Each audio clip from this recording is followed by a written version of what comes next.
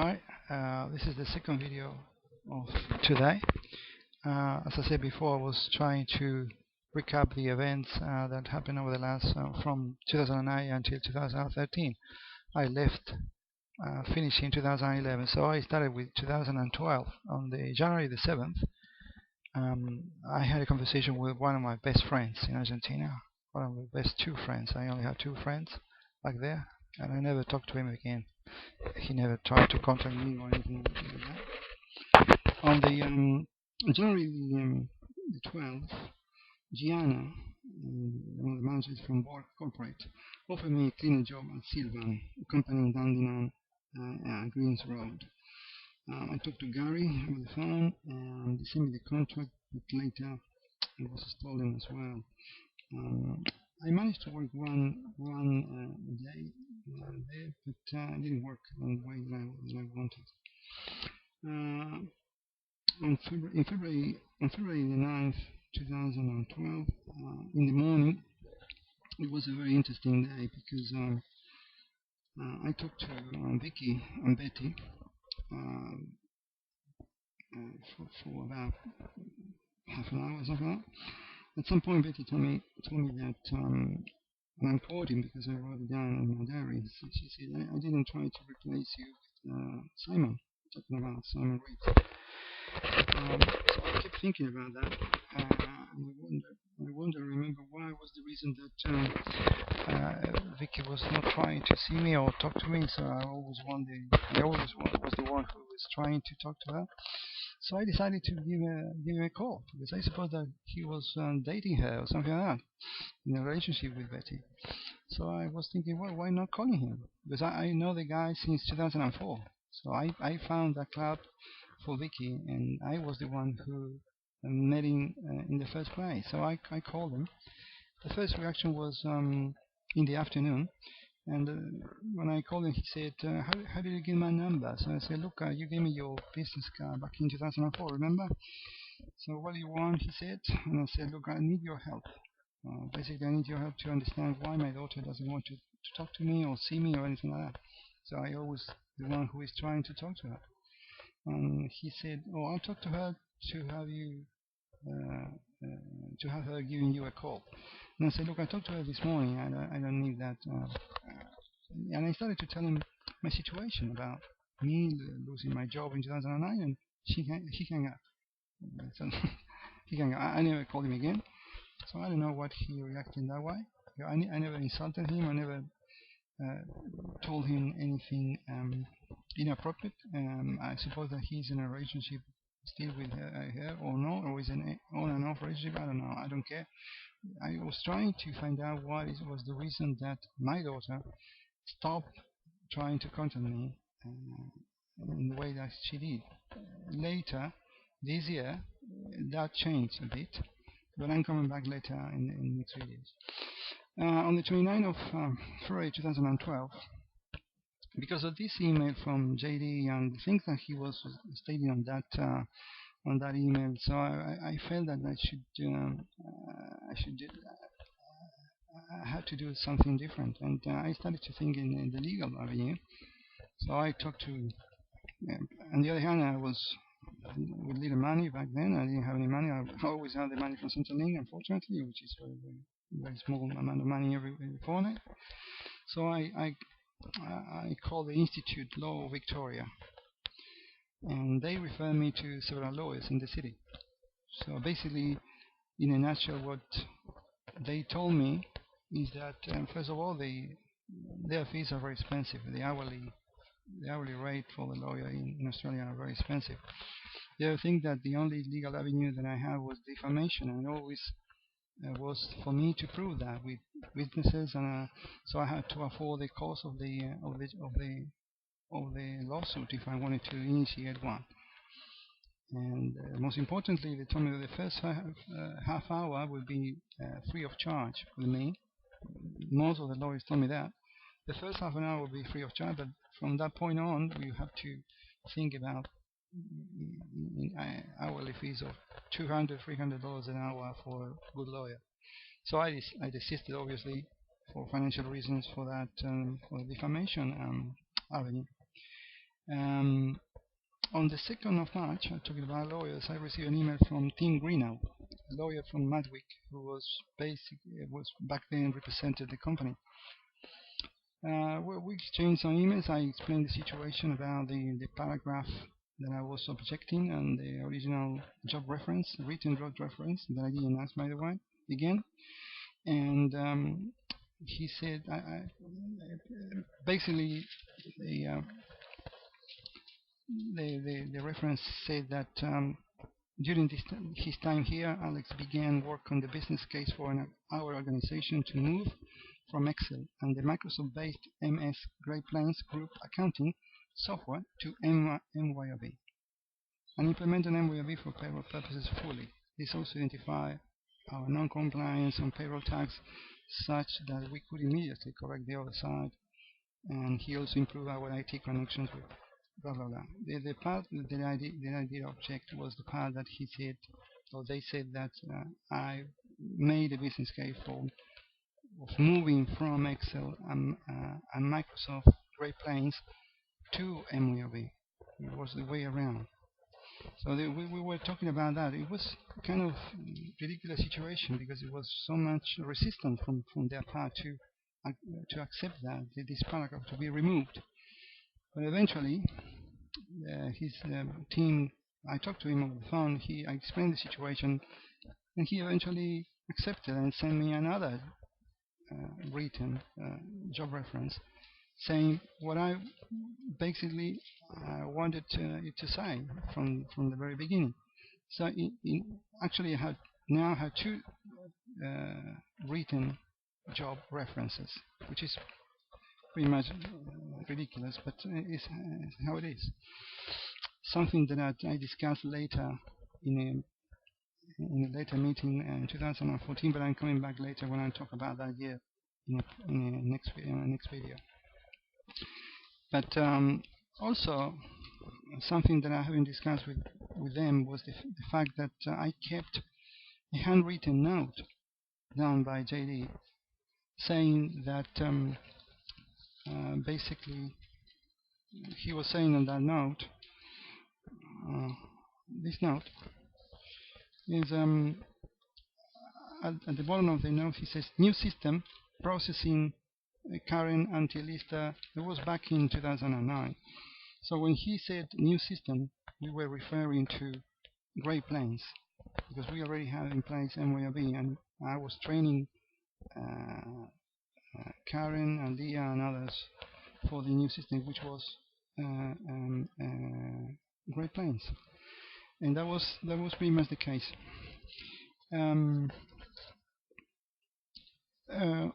On March the 8th, I sent an email to Human Rights Law Center and jobwatch.org.au without any answer.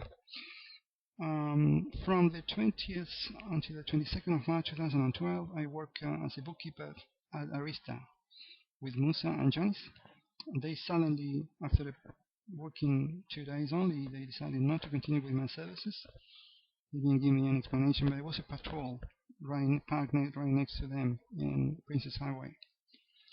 On the 5th of April 2012, after an argument with Bobby, I moved into another house in Nova Park.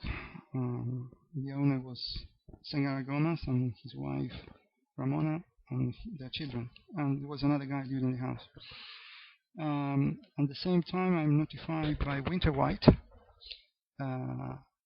that they no longer provided services for Best and List, and they gave me a letter signed by Manny Damanin, the owner of Winter White, saying that my services as a cleaner were no longer required. They never called me back, so I was very bad at cleaning. On the April the 7th, I was intercepted on Cheltenham Road and fined for going over 70 k's, on 70 k's, over 10 k's over the limit on Cheltenham Road, I think it was, yeah. And the defect note was issued by the agent and for worn tires and damaged headlight, and I was fined about $100 something. Although I explained to him that I was out of work for years, and well, he didn't listen about that. On the April the 12th, I had another job interview at Euro Image in Moorabbin. Euro Image Smash Repairs in Moorabbin, with Sevan Tuna, the external accountant, Bill and Con, the owners. Another patrol at Warringal Road and South Road was visible. On the 20th of April, last day at Besanles as a cleaner. 22nd of April, phone call from Marion from Juno Consulting. She left a message saying that she found a mentor. 2 days after, she called me back saying that the tutor pulled out suddenly. Eventually, she was unable to find me a mentor as it was promised at first. May the 8th, job interview at Staff Solutions with Misuro Tamada for a position in Bendigo, I think it was. I went to HSBC to change my name, although they had my both names for a while ago, and they used it in my credit card, but suddenly they asked me to bring the certificate of the change of name certificate. On the 10th of May, an email from Victor Nieto, waiting for my call. On the 22nd of May, web seminar with Liz Cassidy about leadership and HR management. I remember that I did several times with her, but she stopped contacting me later without any reason as well. Another strange behavior. On the 12th of June 2012, sick of fake interviews, decided not to attend to Symmetry HR with Craig Anderson in Wilders Hill. 16th of June 2012, Sagara approached me to get more money due to electricity bill. On the 3rd of July, visited Jenna Ravengood to help her with the tax return at her house in Glen Waverley. And the 17th of July 2012, some messages have been deleted from my Yahoo email account. On the 24th of July 2012, another job interview, a very bad one, with Lucas Vea, the CFO at Headland Machinery. He ended up sending me an apologetic email. On the 30th of July 2012, Centrelink made an overpayment, saying that they overpayment, so they created a deal with them of 629, which I repaid over the next months. On the 9th, 10th, 26th of August and September the 1st, 2012, I've seen patrols on Princess Highway and Jackson Road, and yeah, they were very visible back then. I don't know what they wanted with me, but they were around, you know. On the September the 6th, Sagara, the owner of the house, complained about the power bill again. On the 14th of September, appointment at Centrelink with a guy called Ronald, who told me that he had terminal cancer, the employee. After a brief chat, he suggested me to talk to DEWA, the Department of Education and Employment Working Relationship in Australia, about working with another job service provider. The last one was Reading Dandenong, which I haven't contacted for a while, or they never contacted me for a while, haven't contacted me for a while, which I stopped meeting since working as a cleaner. So I rang DEWA because of the Ronald suggestion, which is the organization in charge of all the changes of job site providers. So I talked to them, and a lady called Anna, who organized a change to PVS WorkFind in Springray. The curious thing about this is usually to change your file to another, from another job site provider to another one, you need the authorization from the old one, the manager from that one. You need to fill out the form and all sort of stuff. Once you got the manager's signature, he authorized the transfer of your file into another job site provider. Well, that didn't happen here back then. They was organized by DEWA, and I ended up with PVS WorkFind in Springray. On the 18th of September 2012, first appointment with at PVS with Josh. Back then he said I was stressed, and he recommended me start seeing a psychologist called Dr. Jacobs. On the September the 20th, 2012, visited Waverley Family Healthcare in Mount Waverley Clinic. I met Dr. Wong back then, and at some point he was a bit upset and about the long of the how long it would take for him to fill out the form about the referral form or something. I can't remember now. So I asked him to take my blood pressure, and he refused. And I don't know. It was very weird meeting with the doctor. And to be honest with you, on October the 1st, job interview with Ido at the Grey Group. Ido and Gary at the Grey Group in Moorabbin. Actually, were 2 days. The 1st and the 4th of October. There were several appointments with Josh and PBS during that month, for nothing. No, it was a waste of time. On the 7th of October, something really important is that for the first time I decided to do something more drastic in relation to the suspicion that I have of being watched and my computer hacked, which I think is still hacked, and being watched, and I'm still thinking I'm being watched.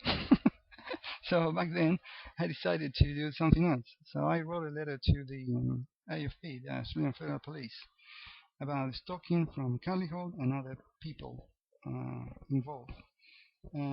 Their answer was basically that following a review of the information provided by you, no Commonwealth criminal offence has been identified. Therefore, the matters raised are not within the jurisdiction of the AFP to investigate. Signed by Julie Drummond on the October the 9th of 2012. So on the 10th of October, first appointment at PBS with Dr. Jacobs. I met him back then at that point. On the 29th of October, I ran to Magistrate Court to organize a payment plan for speeding fines, because I was trying to pay my fines. Although I was receiving little money from Centrelink, I was trying to fix the situation, but it was really hard for me. On November the 6th, it was an episode with the transfer to Philippines, and then I thought it was a legit operation. They had a website, and they had everything seems to be fine. I talked to the guy in Philippines. He said I was legit, so I accepted to transfer the money. It ended up being another scam, like the ones that you have heard probably a lot. And I had a problem with St. George Bank with my account. They transferred the case to the Internet Fraud Division of the bank, and eventually had to close down my bank account. And I opened up a new one at the National Bank. And November the 9th, my relationship with Sagara kept deteriorating, with him coughing all the time, and as it has been happening to this date with different actors. On the November the 14th, text message to Marion about the mentor, and on the 16th, looking for another room, visited a room in Wonga Park, 30 km away from my house. She called me the next day, very shaky, just to tell me that she wanted somebody working, so she changed her mind, or somebody made her change her mind. November the 15th, another appointment with Josh again. Call from, on the 21st of November, call from Marion. We never guaranteed you a mentor.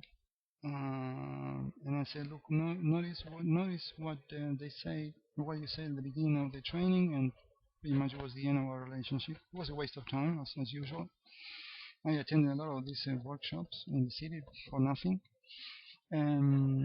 On the 23rd of November, lunch with Victor Nieto.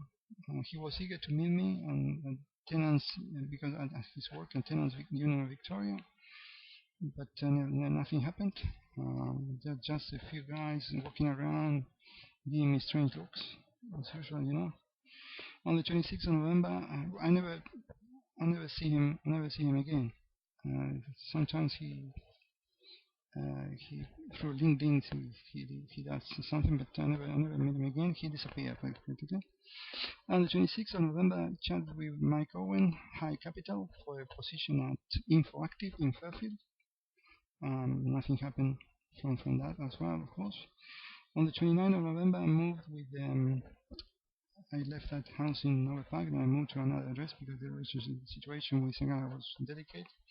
So I moved with Maria Mussolino and sons, John, Robert, and Con, into a tiny room in this number 6 Sunshine Street, Oakley East.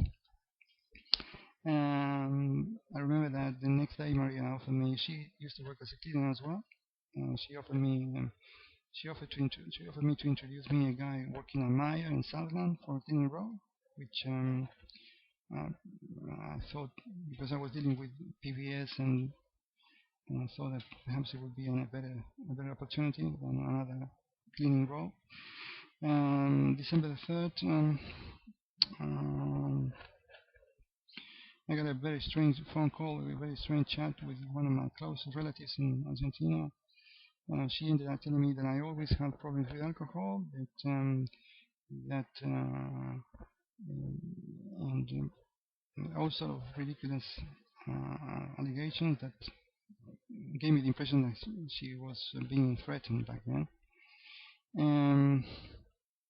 I talked to Betty as well, and among other things, she told me that the school fees, the amount outstanding, or the school fees were assigned to a collection agency. On the December the 4th, 2012, Maria, the lady who was running the house back then, was insisting me with the meeting at Boston Maya. I said to her that I was assigned with another agency. Appointment with George again on the 6th. 11, appointment with Dr. Jacobs and Maria. Maria in PBS, another Maria, not the same one, working for PBS. She referred me to a factory hand job in a factory called Mundarachis in Dandenong South, but they were not interested in my services. It's a factory hand I'm talking about as well. Okay, on the December the 12th, Nelson, another guy from PBS, called me for an information session at Selmat in the city. That never took place as well. On the December the 29th, 2012, I decided to write an email to the most important newspaper in Argentina, Clarín, that, they never answered me that email at all. In 2013, we're almost there, so if you didn't feel asleep so far, well, you have patience and being strong enough to tolerate my comments. On 2013, on January the 2nd, there was a phone call from Imperial Construction in Oakley South for 2 days of work as a bookkeeper. Never heard from them again. Although I called them, never heard from them again. On January the 7th, 2013, appointment with PBS again. The receptionist this time told me that I was booked for job search calls until 12. Until 12, I rejected, saying that I was not told about that at all. So Josh showed up and we have a rough exchange, and it was pretty much it. On the 15th of January, called Easy, the guy from Oswald, and asked him about the money I owe them for unpaid rent and whether he notified the police about that. He replied that he had already forgotten about that debt because I left the house owing him some money for the rent. On January the 17th, 2013, a new girl in the house moved next to the room next to me. Holly was her name. She used to have some exchanges with another girl there, and she knew a lot about me too. On the 18th of January 2013, another email to the Prime Minister and MPs regarding my situation. Nothing happened from that. On the 26th of January, I applied for a financial controller with Sharp and Carter, an agency that I was dealing before with a guy called Tim Sharp. Nothing happened as well. On the 30th of January 2013, I appointed with Dr. Jacobs, a psychologist at PBS. It was a long chat about nothing. He said I would have more chances of getting a job if my file was transferred to the branch of PBS in the city. On the February the 5th, the transfer of my file was approved. I haven't signed any paper, but it was approved and to the branch in the CBD.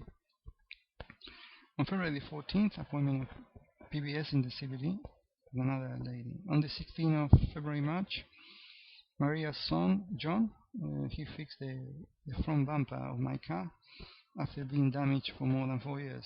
That was a good thing. February 19th, Dr. Jacobs suggested me to transfer my file back to Springfield again. On the 20th of February, appointment at home, meeting at home with Alan, a guy working for Penny Miller, for a job selling items door to door. I didn't accept that because it was very physically demanding. On the same date, on the 20th of 2nd, it was public the resignation of JD from CIPSA, effective immediate without reasons for such a sudden decision. On the 21st of February, something really bad happened to me, which was that while I was jogging at the Oval at the Princess Highway Reserve, very close to Maria's house. I used to go there for a jog in the morning, and back then it was nobody in the Oval, just myself and work day. And all of a sudden, SUV approached and parked very close to the Oval. And when I was jogging, and there was a large black dog who was with her owner, his owner. She was a lady. The owner was a lady. And I kept jogging, but the dog decided to bit me. So I was bleeding a lot from my leg.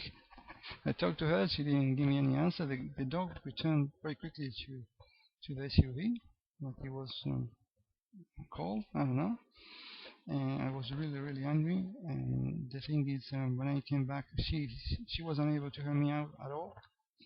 I was able to take the registration number anyway, to memorize it for further purposes. And I called the police. The police they never showed up.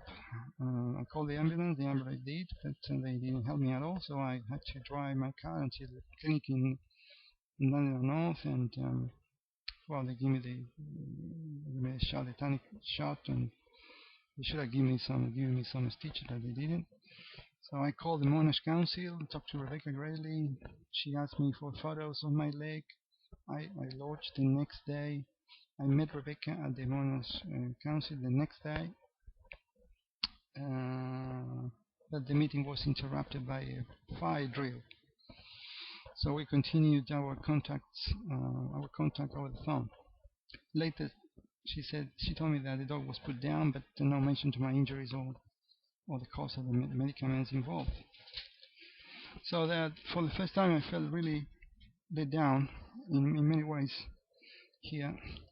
Look, I'm just about to finish this video, which is today I'm going to stop on 2013 in February. I'm planning to do another ones for the rest until now, actually, over the next days. But before that, I'd like to mention a few more things, like, for example, because it will be in advance of the next videos, is in relation to, firstly, a fine. I got a list of fines from the Magistrate Court. There was an old one from 2008 for the previous car, the Ford Focus, that was recovered by the agency. So that fine back in 2014 was there, and now it's gone. Somebody paid for that fine. It wasn't me. One of the strange things that happened to me over the years. There was another strange thing in regards to my bankruptcy and my legal name and my previous name. So as I said before, it was a change of name in 2006 that everyone was aware of. The bankruptcy trustee was Arawanis, who I contacted this last week in regards to documentation that I didn't receive. They eventually sent me the documentation last Friday. But the thing is, for Vida report, they don't have anything under my name, under my legal name, which is Alex. they have information of the bankruptcy under the old name. And I don't know why. Under Alejandro, I don't know why they're having that information under that name. The thing is, Dun & Bradstreet, which is the other credit agency, very important. They have it right. They got it right. And they got it under my legal name, which is Alex Bradley. I don't know what is the discrepancy. It's something that I need to explore in the future, and I received numerous calls from Credit Repair Australia in regards. I suppose they already know about that. I don't know, but they call me non-stop since Monday until Friday about my original call on that Sunday. There is another thing in regards to that. In regards to the name, is that I applied for a credit card back in 2013 with National Bank, and I got a letter from them, from National Bank, saying that the cause of the rejection was the fact that due to my credit report. And a few weeks ago, I think it was right after I moved into this house, I tried to apply for it again, and they said that this time it was because of the low income, because my income was very low. That's the reason that they weren't able to help me out with the credit card. So that is a bit strange. I don't know how to work it out yet. There is another. It was another situation back in 2013. I'm going to describe in detail later in the review, but there's a complaint letter that never been responded by the bank, but I'm going to talk about that in the next video.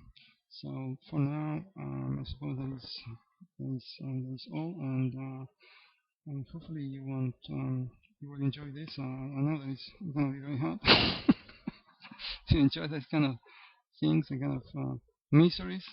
But if you have, if you have had interest in my story, well, that will be useful. Perhaps, I don't know. I'm going to continue with this over the next days with more information, more detail about recent years. For now, thank you and bye.